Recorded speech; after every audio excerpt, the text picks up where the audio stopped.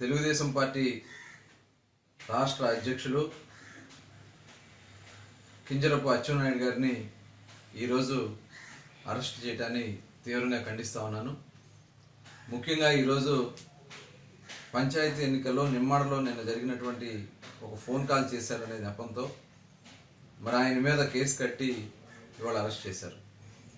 మరి అక్కడ అదే సందర్భంలో దువారపు శ్రీనివాసరావు అన్న ఆయన అక్కడ లాఠీలు పెట్టి అక్కడ క్రికెట్ బ్యాట్లు పెట్టుకుని హల్చల్ చేస్తే వాళ్ళకి ఎటువంటి ఇది చేయదు. ఇవాళ కేవలం తెలుగుదేశం పార్టీ నాయకత్వాన్ని బలహీనపరచాలని, బీసీ నాయకత్వాన్ని బలహీనపరచాలని, బీసీ నాయకత్వాన్ని అణగదొక్కాలని ఏకైక లక్ష్యంతో ఈరోజు ఈ జగన్మోహన్ రెడ్డి ప్రభుత్వం పనిచేస్తూ ఉంది.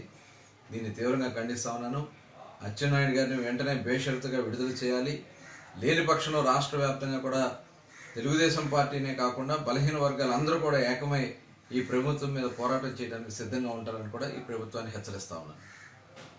మళ్ళీ రాష్ట్ర తెలుగుదేశం పార్టీ అధ్యక్షుడు శాసనసభ్యుడు అచ్చెన్నాయుడిని అరెస్ట్ చేయటం ఇది జగన్మోహన్ రెడ్డి ప్రభుత్వ దుర్మార్గాలకు పరాకాష్ట.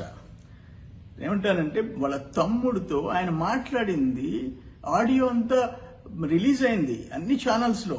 తమ్ముడికి నచ్చ చెప్పాడు, ప్రయత్నం చేశాడు, కాదు వదిలేసినాడు, నీ ఇష్టం అని చెప్పాడు. ఒక పక్కన జగన్మోహన్ రెడ్డి ఏకగ్రీవాలకు ప్రయత్నం చేయండి అని చెప్పి పిలిపిస్తూ, ఇంకో పక్కన ఏకగ్రీవానికి ప్రయత్నం చేసిన అచ్చెన్నాయుడు ఫ్యామిలీని, ఫాలోయర్స్ ని అందరినీ అరెస్ట్ చేయటం ఇదేం దుర్మార్గం. ఇది ఎట్లుందంటే తెలుగుదేశం టైంలో పోలీసు వాళ్ళకి పని లేకుండా పోయింది. ఇప్పుడు అక్రమ కేసుల కోసం పోలీసులు కేసు పెట్టడం, అరెస్ట్ చేయటం, మళ్ళీ వాళ్ళు కేసులు ఎదుర్కోవాల్సిన పరిస్థితి తప్పదు పోలీసుకి. ఇది అన్యాయం. ఇది అంటే కింజరపు ఫ్యామిలీ 40 ఏళ్ల చరిత్ర, ఏ రోజు వాళ్ళ మీద ఎటువంటి ఘర్షణ పరిస్థితులు ఎప్పుడు రాలే, ఆరోపణలు రాలే.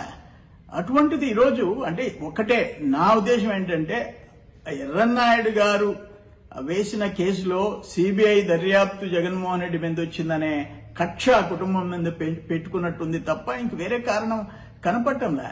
ఇది ఇప్పటికి కూడా నేను చెప్తుండా, పోలీసులు అక్రమ కేసులు ఈ ప్రభుత్వం వెనకుందని చెప్పి పెడితే రెస్పాండెంట్స్ కాబోయేది మీరే, బాధ్యులు కాబోయేది మీరే. ఇది ఇంత దుర్మార్గం పనికిరాదు. వెంటనే కేసు విత్డ్రా చేసుకొని క్షమాపణ చెప్పాలా అచ్చెన్నాయుడు కుటుంబానికి.